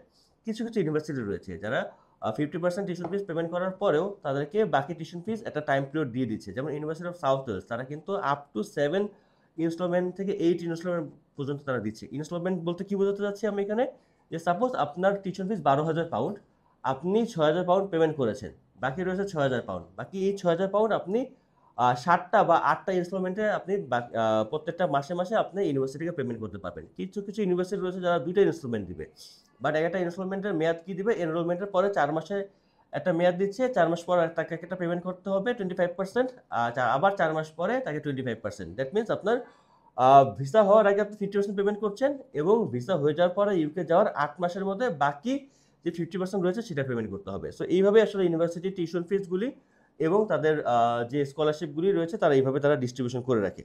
দেন এন্ট্রি রিকোয়ারমেন্ট যদি আমি বলি, ব্যাচেলরের ক্ষেত্রে এন্ট্রি রিকোয়ারমেন্টগুলি কী হয়ে থাকে, মোটামুটি আপনার যদি এইচএসসিতে 4 এর অ্যাবভ থাকে এবং এসএসসিতে যদি 4 এর অ্যাবভ থাকে তাহলে আপনি কিন্তু আপনার ডিরেক্ট কোর্সের জন্য আপনি অ্যাপ্লাই করতে পারবেন। যদি আপনার এসএসসি এবং এইচএসসি মিলে যদি আপনার যদি এরকম হয় যে আপনার সিজিপিএ রয়েছে হলো গিয়ে দুটো মিলে আউট অফ 10 এর মধ্যে হয়তো বা 7 বা 7.5, সেক্ষেত্রে কিন্তু আপনাকে একটা ফাউন্ডেশন কোর্সে যাওয়ার একটা প্রবাবিলিটি থাকে। বাট চেষ্টা করবেন যে আপনারা যারা আসলে এইচএসসি এক্সাম দেননি এখনো, তারা অবশ্যই চেষ্টা করবেন যে আপনার যারা এইচএসসিতে জিপিএ 5 থাকে এবং দুটো মিলে যাতে মোটামুটি 8+ আপনার স্কোরটা থাকে, তাহলে কিন্তু আপনি ডিরেক্ট কোর্সে অ্যাপ্লাই করতে পারবেন। মাস্টার্সের ক্ষেত্রে আমরা কি দেখি যে মোটামুটি সিজিপিএ যেন 3 অ্যাবভ হয়ে থাকে, অথবা যাতে আপনার পার্সেন্টেজ যাতে যদি আপনি পার্সেন্টেজে হিসাব করেন সেক্ষেত্রে 60%+ যেন আপনার হয়ে থাকে। যাদের 60% কম রয়েছে তাদেরকে অবশ্যই বলবো প্রপার জব রেফারেন্স নিয়ে বা জব এক্সপিরিয়েন্স নিয়ে অ্যাপ্লাই করার জন্য। যদি আপনার একাডেমিক স্কোর কম থাকে সেক্ষেত্রে আপনাকে একাডেমিক স্কোরটাকে যেহেতু আপনার একাডেমিক স্কোরটা কম, সেহেতু আপনাকে যদি একটা জব এক্সপিরিয়েন্স ভালো থাকে সেক্ষেত্রে কিন্তু এটা একটু মার্জ হয়ে যায়, মার্জ হয়ে কিন্তু আপনি অফার লেটার পেয়ে যাচ্ছেন। সো যাদের একাডেমিক স্কোর ভালো তারা তো অ্যাপ্লাই করতে পারছেন, যাদের একাডেমিক স্কোরটা একটু খারাপ রয়েছে তাদেরকে অবশ্যই বলবো যে একটা 2 বছর বা 3 বছর একটা জব এক্সপিরিয়েন্স নিয়ে তারা যেন ইউকেতে অ্যাপ্লাই করে। সো মোটামুটি মাস্টার্সের ক্ষেত্রে কিন্তু সিজিপি যদি 3 অ্যাবভ থাকে খুব ভালো, অথবা যদি পার্সেন্টেজ যদি হিসাব করেন অবশ্যই 60%+ আপনাকে রাখতে হবে। এবং আইএলটিএস স্কোরটা কী হয়ে থাকে বা পিটি বা ইংলিশ প্রফিসিয়েন্সি স্কোরটা আমরা জানি আসলে যে ইউকেতে কিন্তু ব্রিটিশ কাউন্সিলের যে আইএলটিএস রয়েছে, পিয়ারসনের আপনার পিটিই রয়েছে, অক্সফোর্ডের ইএলএলটি রয়েছে, ডুওলিঙ্গো রয়েছে। সো মেইনলি আইএলটিএস, পিটি এবং ইএলএলটি এই তিনটে সবচেয়ে বেশি অ্যাকসেপ্টেড হয় ইউকেতে।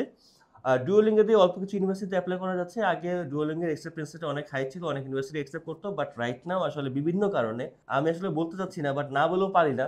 আসলে বাংলাদেশ স্টুডেন্ট আসলে সবচেয়ে বেশি আমরা শর্টকাট খুঁজি। আমি সবসময় একটা কথা বলি যে আসলে সফলতার কোনো শর্টকাট নাই। যদি একটা মানুষ যদি সফল হতে চায় তাহলে অবশ্যই তাকে নিজেকে প্রিপেয়ার করতে হবে, নিজেকে স্কিল করতে হবে, তাকে সবগুলি পয়েন্টে তাকে স্কিল হতে হবে। ভাই আপনি স্কিল না, আপনি ভালো মতো ইংলিশে কথা বলতে পারেন না, আপনার দেশের বাইরে গিয়ে কি করবেন আপনি? যেহেতু ইংলিশে স্পিকিং কান্ট্রিগুলিতে আপনি যেতে যাচ্ছেন, সেহেতু আপনাকে অবশ্যই আপনার ইংলিশ প্রফিসিয়েন্সিটা ভালো রাখতে হবে। তো সেই ক্ষেত্রে আসলে আপনারা IELTS এর ক্ষেত্রেও নাকি অনেকভাবে শুনছি যে রাইট নাও নাকি প্রক্সি দেওয়া যাচ্ছে। সো এই জিনিসগুলি থেকে আপনারা নিজেকে দূরে রাখবেন, নিজেকে প্রিপেয়ার করে আপনি এপ্লাই করেন। সো ELLT, IELTS, ডুওলিঙ্গো এইসব ক্ষেত্রে বা ELLTর ক্ষেত্রে আপনার কোনো না কোনো প্রক্সি সহযোগিতা নিয়েন না ভাই। আপনাদের কাছে হাত জোর করে রিকোয়েস্ট করতেছি যে আপনারা এই ধরনের কোনো পদক্ষেপ নিয়েন না। এই ধরনের পদক্ষেপ নিলে পর কি হচ্ছে, আপনি যদি কোনো কারণে যদি এই ধরনের পদক্ষেপ নিলে আপনি ধরা খেয়ে যান, আপনি কিন্তু আজীবনের জন্য ব্যান্ড হয়ে যাবেন। সাপোজ আপনি প্রক্সি দিয়ে আপনি ইউকেতে অ্যাপ্লাই করেন, আপনি ভিসার জন্য অ্যাপ্লাই করে ফেললেন, বাট ভিসার স্টেজে গিয়ে আপনি ধরা খেয়ে গেলেন যে আপনি এখানে প্রক্সি দিয়ে আপনি আপনার ইংলিশ প্রফিসিয়েন্সি টেস্টের স্কোরটা তুলেছেন, তখন কি হবে, আপনার কিন্তু টিউশন ফিসও কিন্তু ব্যাক পাবেন না কিন্তু। আপনার টিউশন ফিস, আপনার ভিসা ফিস তো নন রিফান্ডেবলই। আপনার tuition fees plus health insurance এগুলো কিন্তু আপনারা কিন্তু আটকে যাওয়ার সম্ভাবনা রয়েছে যদি আপনি এই ধরনের প্রক্সি দিয়ে আপনি অ্যাপ্লাই করেন। সো প্রক্সি দেওয়া থেকে নিজেকে দূরে রাখেন, নিজে ট্রাই করেন, নিজের স্কিল ডেভেলপ করেন। আপনি দরকার হলে ইনটেক একটা ইনটেক চলে আসে, এটার ইনটেক বাদ দেন আপনি। আপনার নিজেকে প্রিপেয়ার করেন। প্রিপেয়ার করে আপনি পরের ইনটেকের দিকে যান। সো এইভাবে আপনি আসলে আপনার প্রস্তুতি নিতে হবে ভাই। আসলে সফলতার কোনো শর্টকাট নেই, আমি আবারও বলছি ভাই। দেন স্টাডি গ্যাপ। স্টাডি গ্যাপ কি হয়ে থাকে? নরমালি আমরা দেখেছি যে আসলে ব্যাচেলরের পরে একটা স্টুডেন্ট যখন মাস্টার্সের জন্য যায়, সেক্ষেত্রে আসলে স্টাডি গ্যাপ কোনো ধরনের কোনো ইস্যু হয় না যদি আপনার প্রপার একটা জব রেফারেন্স থাকে, প্রপার যদি আপনার জব এক্সপিরিয়েন্স থাকে। সেক্ষেত্রে আসলে আমি আমার সাইড থেকে বেশ কিছু স্টুডেন্টকে হেল্প করেছি যারা আসলে 2002-এ যারা ব্যাচেলর শেষ করেছে, 2005-এ যারা ব্যাচেলর শেষ করেছে, অলমোস্ট প্রায় 15-20 বছরের গ্যাপ যাদের রয়েছে তাদেরকেও কিন্তু আমি প্রসেস করে ইউকেতে পাঠাতে পেরেছি, যেহেতু তাদের প্রপার জব এক্সপিরিয়েন্স ছিল, তাদের জব রেফারেন্স লেটার ছিল। সো মাস্টার্সের ক্ষেত্রে স্টাডি গ্যাপ কোনো প্রবলেম না, বাট আপনাকে প্রপার জব এক্সপিরিয়েন্স দিতে হবে, আপনার প্রপার জবের যে ডকুমেন্টসগুলো রয়েছে সেগুলো দিতে হবে। আর ব্যাচেলরের ক্ষেত্রে নর্মালি 2 বছরের গ্যাপই তারা অ্যালাউ করতে চায়। যদি 2 বছরের বেশি যদি গ্যাপ হয়, সেক্ষেত্রে অবশ্যই আপনাকে প্রপার জাস্টিফিকেশন দিতে হবে যে কেন আপনার গ্যাপ ছিল। যেমন অনেকেই আসলে 2020-এ অ্যাপ্লাই করেছে এবং অফার লেটারও পেয়ে গিয়েছে, তাদের কিন্তু প্রপার একটা জব এক্সপিরিয়েন্স ছিল বা একটা গ্যাপ এক্সপ্লেনেশন ছিল যে আপনি এইচএসসির পরে কি করেছেন। হয়তোবা আপনার এখানে উল্লেখ করতে পারেন হয়তোবা আপনার শরীর খারাপ ছিল বা ফ্যামিলি প্রবলেম ছিল, হয়তোবা আপনি ইংলিশ প্রফিসিয়েন্সি টেস্টের প্রিপারেশন নিয়েছেন, হয়তোবা আপনি কোনো জব করেছেন, হয়তোবা আপনার করোনার জন্য হয়তোবা আপনি অ্যাডমিশন নিতে পারেননি। সো বিভিন্ন কারণে আপনার গ্যাপ এক্সপ্লেনেশন করতে পারেন। সো আপনার যেই কারণে গ্যাপ এক্সপ্লেনেশন ছিল সেটা আপনার এসওপিতে আপনার সিভিতে মেনশন করে আপনি অ্যাপ্লাই করতে পারেন। বাট খুব ভালো হয় যদি আপনি এইচএসসি কমপ্লিট করার 2 বছরের মধ্যে আপনি অ্যাপ্লাই করতে পারেন। Accommodation cost. সো আমরা জানি যে আসলে ইউকেতে আসলে অ্যাকোমোডেশন কস্টিংটা ডে বাই ডে বাড়ছে। নট অনলি ইউকেতে, সারা ওয়ার্ল্ডই আসলে অ্যাকোমোডেশন কস্টিংটা বাড়ছে। আসলে সারা ওয়ার্ল্ডই আসলে একটা ইকোনমিক ক্রাইসিসের মধ্যে ভুগছে রাইট নাও। সেক্ষেত্রে আসলে যদি কোনো আসলে অ্যাকোমোডেশনের কস্টিং আসলে এটা ডিপেন্ডস করছে একটা স্টুডেন্টের উপর। আসলে অনেক স্টুডেন্ট যারা রয়েছে যারা খুব ভালো ফ্যামিলি বিলং করেন, যাদের ফাইন্যান্সিয়াল কোনো প্রবলেম নেই, তারা হয়তোবা একটা ফ্ল্যাট নিয়ে একাই থাকে। আবার অনেক স্টুডেন্ট যারা রয়েছে আসলে যারা রুম শেয়ার করে, বেড শেয়ার করে, দেন হলো গিয়ে যে ফ্ল্যাটের বিভিন্ন কিচেন শেয়ার করে। সো অনেক সেলে আপনি থাকা যায়। সো এভারেজে নরমালি লন্ডনের মধ্যে যারা থাকে তারা 450 থেকে 500 পাউন্ডের মধ্যে তাদের বাসা ভাড়া যায়। এছাড়াও আপনার যে ইউটিলিটি বিল রয়েছে, আপনার ইন্টারনেটের বিল, আপনার কারেন্টের বিল, এগুলি মিলে মোটামুটি আপনার আরও 50 পাউন্ডের মতো খরচ আছে। আপনার লন্ডনের মধ্যে ট্রান্সপোর্টেশন কস্টিংটা একটু বেশি। সো এই পারপাস ধরে মোটামুটি যদি আপনার অ্যাকোমোডেশন প্লাস আপনার ট্রান্সপোর্টেশন এবং আপনার যদি ফুডের কথা যদি চিন্তা করেন, মোটামুটি আপনার 450 থেকে 700 পাউন্ডের মধ্যে এটা কভার হয়ে যায়। Depends on student, depends on location. লন্ডনের বাইরে যদি আপনি যান, সেক্ষেত্রে লন্ডনের থেকে মোটামুটি 150 থেকে 200 পাউন্ড আপনি সেভ করতে পারবেন। সো এখন রাইট নাও যদি বলি ওয়ার্ক পারমিট এবং পিএসডাব্লিউ। সো ইউকেতে নর্মালি পিএসডাব্লিউ 2 বছরের রয়েছে ব্যাচেলর বা মাস্টার্স কমপ্লিট করার পরেই, এবং এটা কিন্তু আপনি একবারই অ্যাভেল করতে পারবেন। যদি আপনি ব্যাচেলরে নেন সেক্ষেত্রে আপনি মাস্টার্সে আর পিএসডাব্লিউ পাবেন না। যদি মাস্টার্সে আপনি নিয়ে নেন পিএসডাব্লিউ, সেক্ষেত্রে আপনি রিসার্চে পড়া নিতে পারবেন না। সো আপনি যে কোনো একবারই আপনি পিএসডাব্লিউতে যেতে পারবেন। এবং ওয়ার্ক পারমিট বা আপনার ওয়ার্ক রাইটস যেটা রয়েছে, অ্যাজ এ স্টুডেন্ট হিসেবে আপনি 20 আওয়ার্স করে, আপনি যখন আপনার ক্লাস চলছে তখন আপনি 20 আওয়ার্স করে আপনি উইকলি করতে পারবেন, এবং আপনার সামারের সময়, ক্রিসমাসের সময় এবং স্টার সানডের সময় কিন্তু আপনি আরও ফুল টাইম কাজ করতে পারছেন, যখন কিন্তু আপনি আপনার টিউশন ফিস প্লাস অ্যাকোমোডেশন একটা যে কস্টিং রয়েছে সেটা কিন্তু আপনি চাইলে পরে কিন্তু এই 5 মাসের মধ্যে, আমি সবসময় বলি যে আসলে ইউকেতে একাডেমিক ইয়ার কিন্তু আলটিমেটলি 7 মাসের মতনই হয়। ফুল 12 মাসের মধ্যে 7 মাস ক্লাস হয়। বাকি 5 মাসের মতোই কিন্তু ছুটি থাকে। এই 5 মাসের মধ্যে সামারে পাচ্ছেন আপনি 3 মাস। ক্রিসমাসের সময় অলমোস্ট 1 মাসের মতো পাচ্ছেন। ক্রিসমাস প্লাস নিউ ইয়ার মিলে, এবং আপনার যখন স্টার সানডে থাকে, স্টার সানডের সময় কিন্তু 18 থেকে 22 দিনের মতো আপনি ছুটি পাচ্ছেন।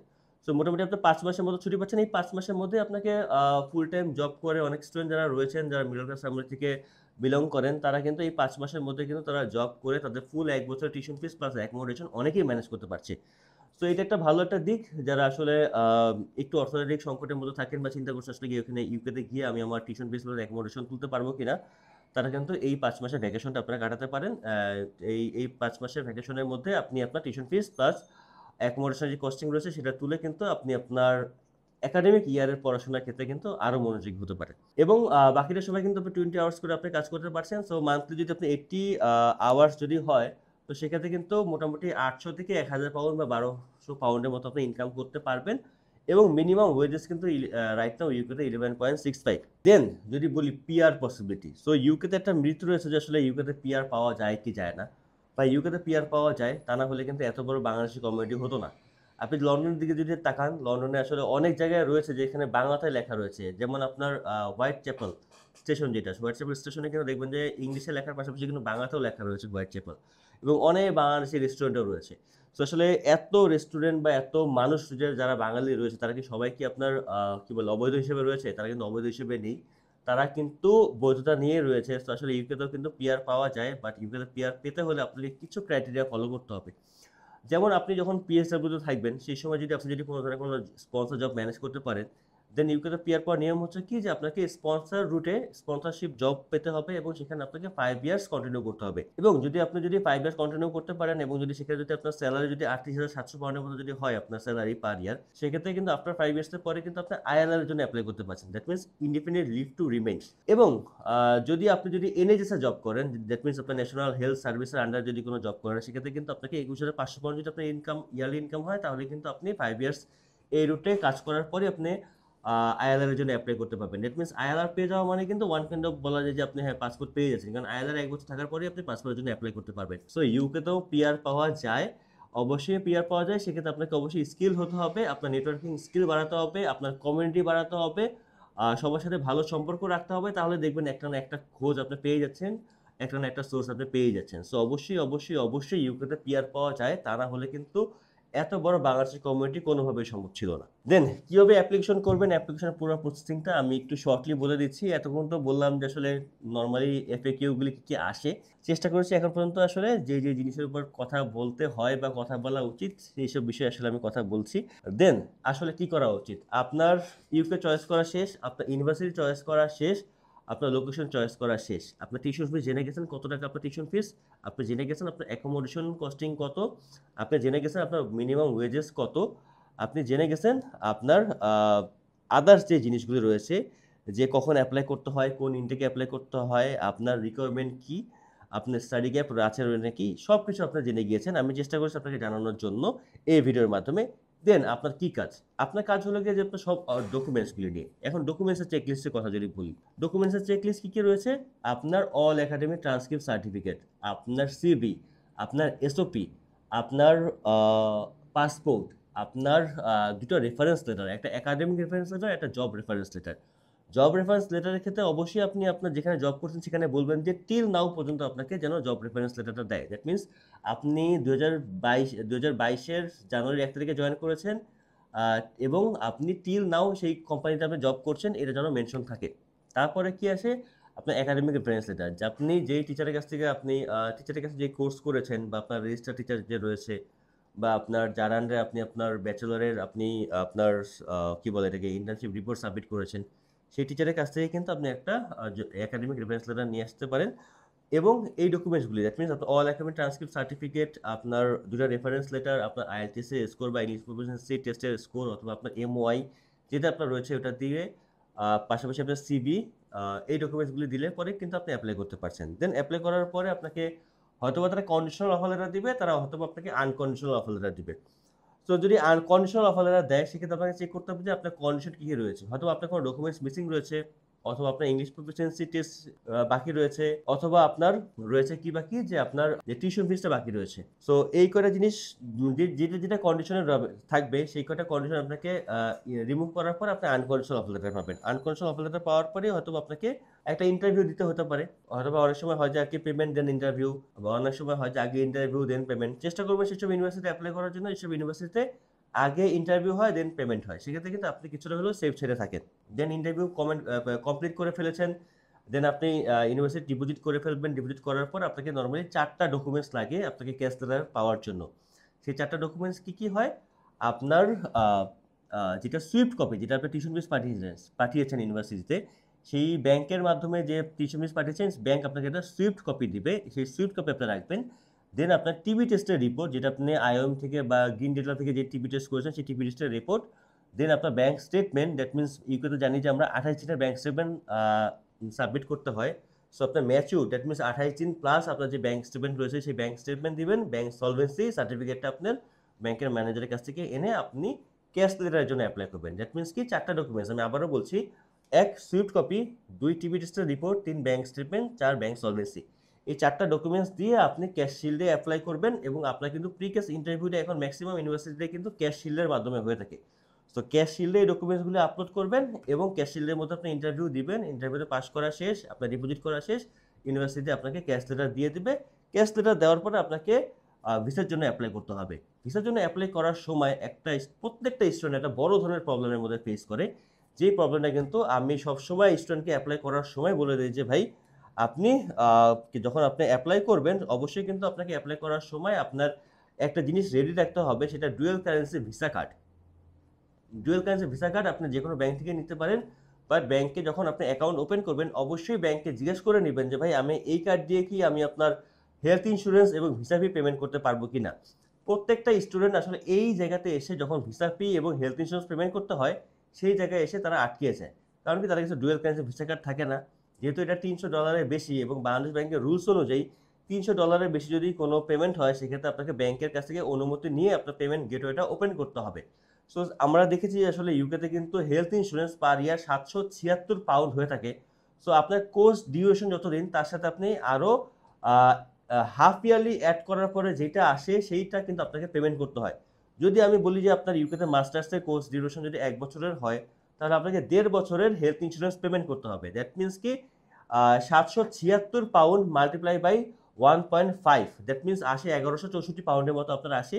সো 1164 পাউন্ড কিন্তু $300 অনেক বেশি। সো আপনাকে এইখানে একটা স্ক্রিনশট দিতে হয় ভিসা অ্যাপ্লিকেশনে। সেই স্ক্রিনশট সহ আপনার ব্যাংকের ইনফরমেশন এবং হলো গিয়ে যে আপনার যেই অফার লেটার রয়েছে এবং ক্যাশ লেটার রয়েছে এবং পাসপোর্টের যেই কপি রয়েছে, এই কপি দিয়ে আপনাকে আপনার ব্যাংকে মেল করতে হয়। দেন আপনার কাস্টমার কেয়ার আপনি কথা বলবেন। কাস্টমার কেয়ারে কথা বলার পরে কাস্টমার কেয়ার আপনার লিমিট আপনার ডলারের এন্ডোর্সমেন্ট অনুযায়ী, তার আগে কিন্তু আপনার এই কার্ডটাকে কিন্তু ব্যাংকে গিয়ে এন্ডোর্স করে নিয়ে আসতে হবে আপনার পাসপোর্টের মধ্যে। সো আপনার ডলার এন্ডোর্সমেন্ট করবেন। এন্ডোর্সমেন্ট করার পরে আপনি এই স্ক্রিনশটটা ব্যাংকে পাঠাবেন এবং ব্যাংক আপনার এই ডকুমেন্টসগুলি যাচাই বাছাই করে তার আপনার পেমেন্ট গেটওয়েটা ওপেন করে দিবে। দেন আপনি ইউকে ভিআইর যে ভিসা ফি রয়েছে এবং হেলথ ইন্স্যুরেন্স রয়েছে, আপনি পেমেন্ট করতে পারবেন। সো আমার এই ভিডিওর মধ্যে কিন্তু এটা খুব গুরুত্বপূর্ণ একটা পার্ট, যেই পার্টে কিন্তু আমি ডিসকাস করেছি আপনাকে হেলথ ইন্স্যুরেন্স এবং ভিসা ফি কীভাবে পেমেন্ট করতে হয়। প্রত্যেকটা স্টুডেন্ট কিন্তু এই জায়গাতে এসে একটা প্রবলেম ফেস করে, কারণ এটা কিন্তু ব্যাংকের মাধ্যমে পাঠানো যায় না, এটা আপনাকে ডুয়েল কারেন্সি ভিসা কার্ডের মাধ্যমে আপনাকে পেমেন্ট করতে হবে। এবং এই পেমেন্টের ক্ষেত্রে ভাইয়া সবসময় আমি বলি যে আসলে এই পেমেন্টগুলো যতগুলো আপনি ইউকেতে করবেন, এই প্রত্যেকটা পেমেন্ট কিন্তু আপনি কিন্তু আপনার অ্যাকাউন্টে পেমেন্ট করতে চাবেন, এবং এটা করা কিন্তু বাধ্যতামূলক। কারণ আপনি ইউকে থেকে পেমেন্ট করেন না, কারণ ইউকে থেকে দেখেছি যে ইউকে থেকে পেমেন্ট করতে গেলে কিন্তু অনেক সময় প্রবলেম ফেস করে। যেহেতু এখন বাংলাদেশে কিন্তু এখন ডলার ক্রাইসিসটা নেই আগের মতো। সো আপনার এখানে বাংলাদেশের অনেকগুলি ব্যাংকে রয়েছে যারা কিন্তু টিউশন ফিস পেমেন্ট করতে পারছে, এবং পাশাপাশি কিন্তু তারা আপনার যেই ডুয়েল কারেন্সি ভিসা কার্ডের মাধ্যমে যে আপনার ভিসা ফি এবং হেলথ ইন্স্যুরেন্স পেমেন্ট করবেন, এগুলি কিন্তু আপনি ডুয়েল কারেন্সি ভিসা কার্ডের মাধ্যমে পেমেন্ট করতে পারছেন। সো অবশ্যই এগুলি আপনার নিজের কার্ড দিয়ে এবং নিজের অ্যাকাউন্ট দিয়ে পেমেন্ট করবেন, অন্য কারো সহযোগিতা নেবেন না। কারণ এখানে অনেক ফ্রড রয়েছে, অনেক হ্যাকার রয়েছে, তারা হ্যাক করে বিভিন্ন কার্ড দিয়ে পেমেন্ট করে দেয়। হয়তোবা তারা আপনাকে মার্কেট রেট থেকে কিছুটা ডিসকাউন্টে আপনার কাছ থেকে টাকা নিবে, তারা আপনাকে ডিসকাউন্ট দিবে। ভাই এই ধরনের ডিসকাউন্টে যায় না, কারণ আল্লাহ না করুক যদি আপনার যদি ভিসা রিফিউজ হয়, সেক্ষেত্রে টাকাটা কিন্তু ওই অ্যাকাউন্টে আসবে। সো সেক্ষেত্রে কিন্তু আপনার টাকাটা পাবেন না, টাকাটা চলে যাওয়ার চান্সেসটা অনেক হাই থাকে। আবার অনেক সময় হ্যাকাররা হ্যাকিং করে আপনার যার অ্যাকচুয়াল যে কার্ডের মালিক তার কার্ড দিয়ে পেমেন্ট করে ফেলে, তখন সেই মালিক যদি তার ব্যাংকে ক্লেম করে যে আমার এখান থেকে একটা ফ্রডাল পেমেন্ট হয়েছে, তখন কিন্তু ব্যাংক সেই টাকাটা ইউনিভার্সিটির কাছ থেকে ব্যাক করে নিয়ে এসে কিন্তু যে অরিজিনাল মালিক তাকে কিন্তু পেমেন্টটা আবার ব্যাক করে দেয়, তখন কিন্তু আপনার টাকাটা কিন্তু পুরোটা জলে চলে যায়, টাকাটা মার যায়। সো অবশ্যই অবশ্যই অবশ্যই আপনাদের কাছে রিকোয়েস্ট, আপনারা যেন কিন্তু এই ধরনের পেমেন্ট যা যা রয়েছে, আপনার tuition fees plus health insurance plus visa fee সবগুলি আপনি আপনার কার্ড দিয়ে, অথবা আপনার যদি আপনার বাবার কার্ড থেকে বাবার কার্ড দিয়ে পেমেন্ট করবেন। এছাড়া অপরিচিত কারোর মাধ্যমে পেমেন্ট করবেন না, কোনো এজেন্সির মাধ্যমে পেমেন্ট করবেন না, আপনাদের কাছে একটা হাত জোর করে রিকোয়েস্ট। দেন আপনি পেমেন্ট করে ফেলেছেন, দেন আপনার ইউকেভিআই জন্য আপনি ভিএফএস এর, বাংলাদেশের ভিএফএস এর মাধ্যমে, যেমন আমরা নাফি টাওয়ারে রাইট নাও ইউকের ভিসা সাবমিশন করতে হয়। নাফি টাওয়ারের VFS global, Nafi tower Gulshan 1 লিফটের সাথে গিয়ে আপনি আপনার ইউকের জন্য সাবমিট করে আসবেন। আসার পরে অবশ্যই আপনি কিন্তু রেগুলার বেসিসে যেদিন আপনি আর সাবমিট করবেন, তখন কিন্তু দেখবেন যে হয়তো বা 2-1 ঘন্টার মধ্যে অথবা সন্ধ্যার মধ্যে আপনার কাছে একটা ইউকেভিআই থেকে, ভিএফএস থেকে একটা মেল চলে আসবে যে আপনার ডকুমেন্টসগুলি ইউকেভিআইতে ফরওয়ার্ড করা হয়েছে। এরপর কি কাজ আপনার? এরপর কাজ হলো গিয়ে যে ভাই আপনার ভিসার জন্য ফুললি প্রিপারেশন নেয়, ভিসা ইন্টারভিউর জন্য। আপনার ভিসা ইন্টারভিউ হোক না হোক, আপনাকে কিন্তু একেবারে ফুল প্রিপারেশন নিয়ে থাকতে হবে যে আপনার ইউকেভিআই ইন্টারভিউ হতে পারে। সো এই ইউকেভিআই ইন্টারভিউ যদি হয়, আপনাকে কিন্তু মেইলের মাধ্যমে জানিয়ে দিবে। সো অনেক সময় হয় কি যে আপনাকে এডিশনাল ডকুমেন্ট বা ইউকেভিআই ইন্টারভিউর জন্য আপনাকে মেইল করেছে, বাট মেইলটা রয়েছে কোনটার মধ্যে? স্প্যাম ফোল্ডারের মধ্যে ঢুকে গিয়েছে। অল ইনবক্সে না আসে এটা স্প্যাম ফোল্ডারের মধ্যে ঢুকে গিয়েছে, বা প্রমোশনের মধ্যে ঢুকে গিয়েছে, বা ট্রাস্টের মধ্যে হয়তো আপনার যে ট্রাস্ট বিন রয়েছে সেই ট্রাস্টের মধ্যে গিয়ে এটা জমা হয়ে গিয়েছে। সো আপনাকে অবশ্যই অবশ্যই ইউকিউবেতে সাবমিট করার পরই আপনার মেলগুলি সকাল বিকাল রাত 3 বেলা চেক করে আপনাকে কিন্তু ওষুধ খাওয়ার মতো করে, যে 3 বেলা আপনি ওষুধ খাচ্ছেন, এই 3 বেলা আপনাকে কিন্তু আপনার এই ডকুমেন্টসগুলি চেক করতে হবে, আপনার ইনফরমেশনগুলি চেক করতে হবে আপনার মেইলের মাধ্যমে, যে ইউকিউবে থেকে কোনো মেইল আসলো কিনা বা ইউনিভার্সিটি কোনো মেইল আসলো কিনা।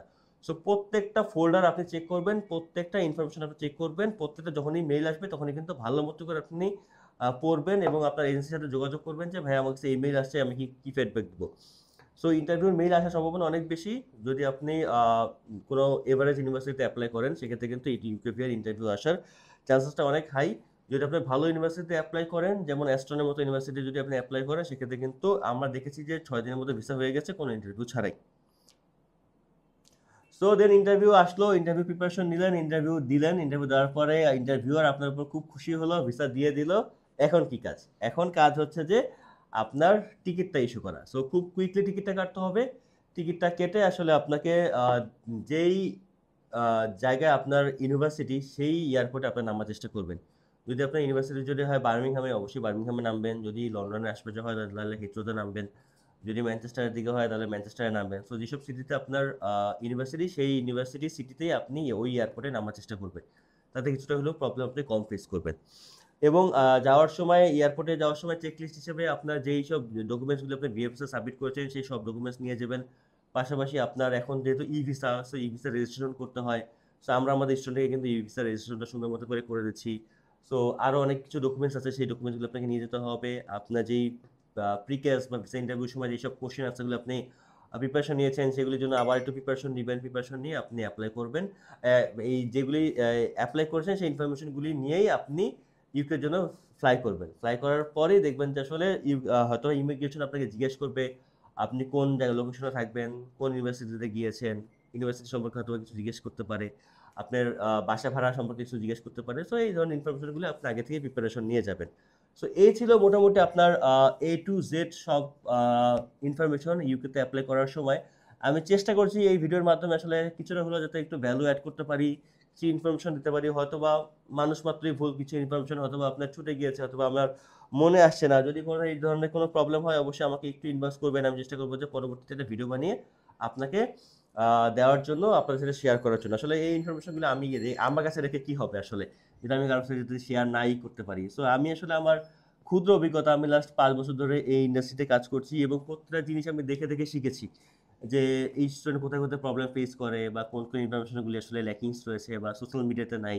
আসলে অনেক ইনফরমেশনগুলি রয়েছে যেগুলি আসলে সোশ্যাল মিডিয়াতে অনেকেই পাবলিশ করে না। যারা জানা সত্ত্বেও পাবলিশ করে না, হয়তোবা তারা মনে করে যে আসলে আমি যদি ইনফরমেশনগুলো যদি সোশ্যাল মিডিয়াতে দিয়ে দিই তাহলে হয়তোবা ক্লায়েন্ট আমার কাছে আসবে না। সো আসলে আমি ওই ধরনের কোনো চিন্তা করি না। আমার চিন্তা হলো গিয়ে যে ভাই, আপনি যদি বেনিফিটেড হন, আপনি যে এজেন্সির মাধ্যমে যান, আপনি বেনিফিট হতে পারলে পরে দেশের বেনিফিট। সো আমি যতটুকু জানি আমি চেষ্টা করি যে আসলে আমার সিএসআর অ্যাক্টিভিটিসের মাধ্যমে আসলে যদি কিছুটা হলেও যদি সোসাইটিতে ইমপ্যাক্ট ফেলতে পারি সেটাই আসলে আমার জন্য অনেক বড় কিছু।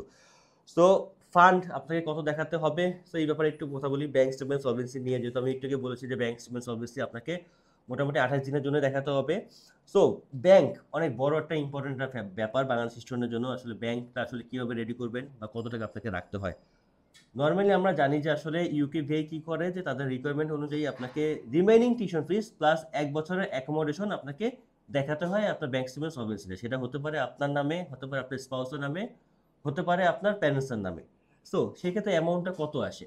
সাপোজ আপনার টিউশন ফিস 10,000 পাউন্ড। আমি হিসাব সহজ করার জন্য বলছি যে আপনার টিউশন ফিস 10,000 পাউন্ড। আপনি 50% ডিপোজিট করেছেন, আপনার রয়েছে বাকি 50%। দ্যাট মিনস আরও 5,000 পাউন্ড আপনার রিমেইনিং রয়েছে। এই 5,000 পাউন্ডের সাথে আপনি অ্যাড করবেন প্লাস 5,000 পাউন্ড প্লাস আপনাকে অ্যাড করতে হবে আপনার accommodation costing, that means maintenance costing. যদি আপনার ইউনিভার্সিটি লন্ডনের মধ্যে হয় তাহলে আপনাকে দেখাতে হবে 13,334 পাউন্ডের মতো। আপনি এই ফ্র্যাকশন বাদ দেন, আপনি 13,500 পাউন্ড ধরেন। সো আপনার রিমেনিং টিউশন ফিস 5,000 পাউন্ড এবং আপনার ইউনিভার্সিটি যেহেতু লন্ডনের মধ্যে তাহলে আপনাকে আরও 13,500 পাউন্ড, দ্যাট মিনস 18,500 পাউন্ড দিয়ে যেই টাকাটা আসে, আপনি যেই টাকাটা রাইট নাও গুগলে রেট দেখছেন তার সাথে আপনি আরও 10 টাকা অ্যাড করে আপনি হিসাব করবেন। সাপোজ আপনি যদি আজকে যদি পাউন্ডের রেট 155 টাকা হয়, সেক্ষেত্রে আপনার এই 20,500 পাউন্ডকে আপনি মাল্টিপ্লাই করবেন আপনার 165 টাকা হিসাব করে। যেই টাকাটা আসবে তার সাথে আরও 2, 4, 5 লাখ টাকা অ্যাড করে আপনি টাকাটা রাখবেন। কারণ টায় টাকা কোনো সময় রাখবেন না, যতটুকু দরকার জাস্ট অতটুকু যদি রেখে দেন সেক্ষেত্রে সমস্যা হয় কি যে কোনো কারণে যদি পাউন্ডের রেটটা বেড়ে যায় বা যদি প্রবলেম হয় তাহলে কিন্তু আপনার কিন্তু টাকার অ্যামাউন্টটা কিন্তু মিট করবে না। সো রিমেইনিং টিউশন ফিস, আমি আবারও বলছি রিমেইনিং টিউশন ফিস প্লাস লন্ডনের মধ্যে যদি হয় সেক্ষেত্রে 13,500 পাউন্ড আপনি রাখবেন। 13,500 পাউন্ডের থেকে একটু কম, বাট হিসাব সহজ করার জন্য বললাম 13,500 pound plus remaining tuition fees for the আপনার ইউকে ভিএর জন্য আপনাকে ব্যাংক স্টেটমেন্ট সলভেন্সি দেখাতে হবে যদি লন্ডনের মধ্যে যান। আর যদি লন্ডনের বাইরে যান সেক্ষেত্রে আপনাকে remaining tuition fees plus 10,224 pound আপনাকে দেখাতে হচ্ছে, বাট আপনার 10,500 পাউন্ড হিসাব করে আপনি রিমেইনিং টিউশন ফিস প্লাস ওই টাকাটা অ্যাড করে আপনি হলো যে ব্যাংক স্টেটমেন্ট সলভেন্সিতে দেখাবেন। দেন আর একটা কোশ্চেন সময় আসে যে স্পাউস অ্যালাউ কিনা। অবশ্যই ইউকেতে স্পাউস অ্যালাউ, বাট রিসার্চ প্রোগ্রামে। সো আপনারা যারা রিসার্চ প্রোগ্রামে অ্যাপ্লাই করতে যাচ্ছেন এপ্রিল মে ইনটেক কিন্তু রয়েছে, আমরা কিন্তু এখনও কিন্তু এপ্রিল মে ইনটেকের জন্য ফাইল নিচ্ছি। এবং যারা রিসার্চ প্রপোজাল রয়েছে বা যাদের রিসার্চ প্রপোজাল নেই তারাও কিন্তু প্রপোজালটা তৈরি করে ফেলেন। ইংলিশ রিকোয়ারমেন্ট মোটামুটি 6.5, নো ম্যান লেস দ্যান 6, এবং টিউশন ফিস মোটামুটি 14 থেকে 14,500 15,000 পাউন্ড রয়েছে। আপনারা যারা আসলে লন্ডনের মধ্যে যেতে চান, লন্ডন সাউথ ব্যাংকে কিন্তু এপ্রিল মে থেকে অনেক ভালো ভালো কোর্স রয়েছে আপনার রিসার্চের জন্য। আপনি কিন্তু এই কোর্সে অ্যাপ্লাই করে আপনি আপনার স্পাউস সহ রিসার্চ প্রোগ্রামে যেতে পারছেন ইউকেতে। ইউকে আসলে সবার জন্য ইউকে, আমি বলি সবসময় যারা আসলে অস্ট্রেলিয়া নিউজিল্যান্ডে আসলে যারা ভিসা রিফিউজ হয়েছেন হতাশ হওয়ার কিছু নেই। অস্ট্রেলিয়া নিউজিল্যান্ডে বা কানাডা থেকে কিন্তু ইউকের প্রসেসিংটা অনেকটাই সহজ, যেহেতু আপনি অস্ট্রেলিয়া এবং নিউজিল্যান্ড অথবা কানাডাতে আপনার ভিসা রিফিউজাল হয়েছে, দ্যাট মিনস আপনার ফাইল কিন্তু সম্পূর্ণই গুছানো রয়েছে, আপনি ইউকেতে ট্রাই করতে পারেন। ইউকে হচ্ছে মোটামুটি সবার জন্য।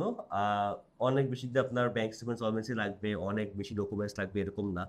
যারা অস্ট্রেলিয়া নিউজিল্যান্ডে অ্যাপ্লাই করেছেন তারা জানেন যে আসলে তাদের কতখানি ডকুমেন্টসের একটা প্রেশার রয়েছে, কী কী ডকুমেন্টস রেডি করতে হয়, asset evaluation, source of fund, ট্যাক্সের পেপার, আপনার ইনকাম সোর্স, আপনার পুলিশ ক্লিয়ারেন্স, মানে ডকুমেন্টসের চেকলিস্ট প্রায় এত বড়। সো এইসব ডকুমেন্টস যারা আসলে রেডি করতে পারছেন না তাদের জন্য ইউকে। যাদের হয়তো ব্যাংকে এত টাকা নেই, মোটামুটি টাকার অ্যামাউন্ট রয়েছে এবং তাদের বাজেট মোটামুটি রয়েছে, তাদের জন্য কিন্তু ইউকে। সো আপনারা ইউকেতে অ্যাপ্লাই করতে পারেন, তুলনামূলক অনেকটাই সহজ অন্যান্য কান্ট্রির তুলনায়। তো in summary, September intake, January intake, May intake, 3টা ইনটেক রয়েছে। টিউশন ফিস 12 থেকে 14,000, 15,000, 18,000, 20,000, 25,000 পাউন্ড পর্যন্ত রয়েছে ইউনিভার্সিটি। অবশ্যই টিউশন ফিসের দিকে যদি এরকম হয় যে 2-4,000 পাউন্ড বাড়িয়ে দিয়ে ভালো একটা ইউনিভার্সিটি যাওয়া যায় তাহলে অবশ্যই ভালো একটা ইউনিভার্সিটিতে যান। IELTS এর রিকোয়ারমেন্ট 6, নো ম্যান লেস দ্যান 5.5, ব্যাচেলর এবং মাস্টার্সের ক্ষেত্রে কিছু কিছু কোর্স রয়েছে যেসব কোর্সে 6.5, নো ম্যান less than 6। Bank statement solvency 35 থেকে 40 লাখ টাকা দেখাতে হচ্ছে। মাত্র 1 মাস ম্যাচিউর হলে পরে আপনি ক্যাস্টারের জন্য অ্যাপ্লাই করতে পারছেন, ভিসার জন্য আপনি অ্যাপ্লাই করতে পারছেন। এবং স্পাউস সহ যাওয়া যাচ্ছে মাস্টার্স অফ রিসার্চ প্রোগ্রামে। প্রসেসিং টাইম মোটামুটি 3 থেকে 4 মাসের মধ্যে A to Z full complete হয়ে যাচ্ছে। তো চেষ্টা করেছি আসলে এই একটা ভিডিওর মাধ্যমে আপনার অ্যাকোমোডেশন, আপনার লোকেশন, আপনার সাবজেক্ট সবকিছু নিয়ে আলোচনা করার জন্য। অনেক ভিডিওটা লম্বা হয়ে গিয়েছে। যারা পুরোপুরি ভিডিওটা দেখেছেন তাদেরকে অনেক বেশি ধন্যবাদ। থ্যাংক ইউ সো মাচ আপনাদেরকে এত ধৈর্য নিয়ে আমার এই বকবকানি শোনার জন্য। বাট এই বকবকানির মধ্যে কিন্তু অনেক ইনফরমেশন ছিল। আমি আমার ৫ বছরের এক্সপেরিয়েন্স থেকে এই ইনফরমেশনগুলো আমি গ্যাদার করেছি। আপনাদের সাথে শেয়ার করলাম এবং আপনারা যদি চান যে আসলে এই ইউকে জার্নিতে একটা ভালো একটা পরামর্শদাতা হিসেবে ট্রিপলয়কে পাশে রাখার জন্য আপনারা কিন্তু ট্রিপলয় টিমের সাথে যোগাযোগ করতে পারেন। আমরা কিন্তু প্রত্যেকটা স্টুডেন্টকে 1 বাই 1 নার্সিং করার চেষ্টা করি এবং আমাদের এক্সপার্ট ইন্টারভিউ টিম রয়েছে যারা আপনাকে কিন্তু ইউকেভে ইন্টারভিউ প্লাস আপনাকে প্রিকেস ইন্টারভিউর জন্য ফুললি প্রিপেয়ার করে দিবে। কারণ আপনার যেরকম আসলে ভিসার দরকার আমাদেরও আসলে ভিসাটা দরকার। সো এটা একটা উইন উইন গেম। আপনি যদি ভিসা হয় আপনি সাকসেস যেরকম আমরাও সাকসেস যেরকম। তো ইনশাল্লাহ দেখা হচ্ছে খুব শীঘ্রই ট্রিপলয়ের অফিসে। আর ভিডিওটা কেমন লাগলো জাস্ট খালি একটা কমেন্ট করে জানাবেন। যদি কোনো ইনফরমেশন দরকার হয় অবশ্যই সেটাও আমাকে আমাদের যে ইউটিউব চ্যানেলে যেই কমেন্ট সেকশন রয়েছে এই ভিডিওর ইয়াতে, সো আপনি এখানে নক করে দিতে পারেন বা আমাদের ফেসবুক পেজে কমেন্ট সেকশনে কমেন্ট করতে পারেন অথবা আমাদের ফেসবুক পেজে মেসেজ অপশনে গিয়ে মেসেজ দিতে পারেন। আমাদের টিম আপনাদের সাথে যোগাযোগ করবে এবং A to Z full processing কিন্তু একেবারে ফ্রি অফ কস্ট, একেবারে ফ্রি অফ কস্ট। এরকম ভালো ভালো ইনফরমেশন কিন্তু আমি জানি না আসলে সব এজেন্সি এভাবেই ফলো করে প্রচার করে কিনা, বাট আমি আমার সাইড থেকে চেষ্টা করি যতটুকু আমি জানি আপনাদের সাথে শেয়ার করার জন্য। So thank you so much.